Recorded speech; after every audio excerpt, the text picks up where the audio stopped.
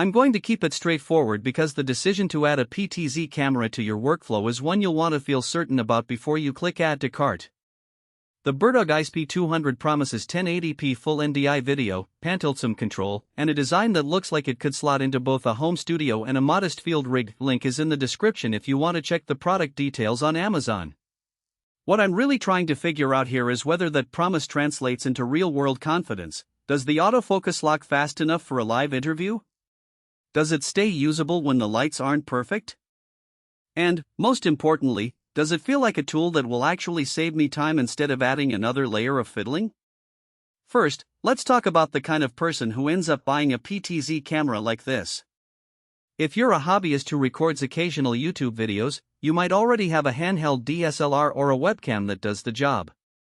The P200 shines when you need a camera that can sit in one place and be controlled remotely. Think live-streamed webinars, remote classroom teaching, a small church service, or a live-streamed tabletop game. In those scenarios you often have a presenter moving around a bit, you want the camera to follow them without a crew, and you need a reliable video feed that can be sent over a network without a capture card. That's where the NDI integration matters. It lets you send an uncompressed video stream over Ethernet to a computer running OBS, vMix, or any NDI-compatible software, bypassing the need for a separate capture device. If you're a full-time production house looking for a high-end broadcast cam, you'll probably skip this. The P200 caps at 1080p, and while that resolution is still plenty for many live applications, it doesn't meet the 4K expectations that larger studios are moving toward. Also, the lens is fixed, so you won't have the flexibility to swap optics for a tighter field of view or a faster aperture. For creators who need that kind of adaptability, a camera with a lens mount is still the better bet. Now, onto the practical strengths. The first thing I noticed when I powered the unit up was the simplicity of the menu system. BirdDog has been trying to make the UI feel like a consumer tablet rather than a professional rack unit, and the P200 lives up to that intention. You get a clean touchscreen that walks you through network setup, NDI name assignment, and PTZ preset configuration in under a minute.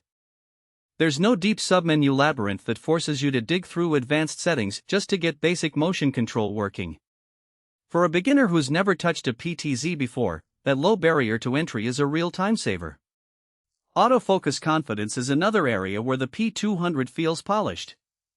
The camera uses a contrast detect system that, in my tests, locked onto a moving subject within 2 seconds and stayed locked even when the presenter stepped out of the initial focus zone. The key here is that the focus algorithm doesn't hunt wildly once it settles. You can trust it not to drift, which is essential for live streaming where you can't afford a moment of blur. Of course, it's not a phase detect system, so in very low light rooms you'll notice a slight lag compared to a cinema-grade mirrorless body. That brings me to low light behavior.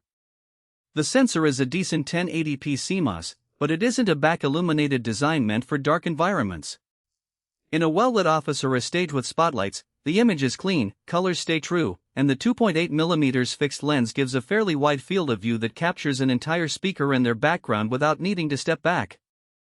In a dimly lit home office with just a desk lamp, the picture gets a bit noisy, and the auto iris struggles to keep exposure steady when the presenter moves from a brighter area to a shadowed corner.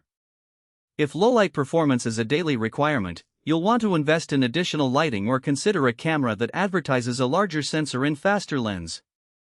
Stabilization is built into the PTZ mechanics rather than an electronic image stabilizer, which means the motorized pan and tilt moves are smooth enough for most live scenarios. When I programmed a few preset positions center stage, a left-hand side interview spot, and a wide-angle view, the transitions were fluid and didn't introduce the jitter you sometimes see with cheaper servos. The zoom is optical, but because the lens is fixed focal length, you actually get a digital zoom when you want tighter framing. The digital zoom is decent up to 2, but beyond that you'll start to see softness, which is expected. So, if you need a true interchangeable lens zoom for cinematic work, that's a limitation, but for most livestream setups, the motorized control is more than sufficient. Battery confidence is something many creators overlook when they assume a PTZ will be plugged in all the time. The P200 runs off a 12V DC input, typically supplied by an AC adapter, and there's an optional PO, Power over Ethernet, module you can add if you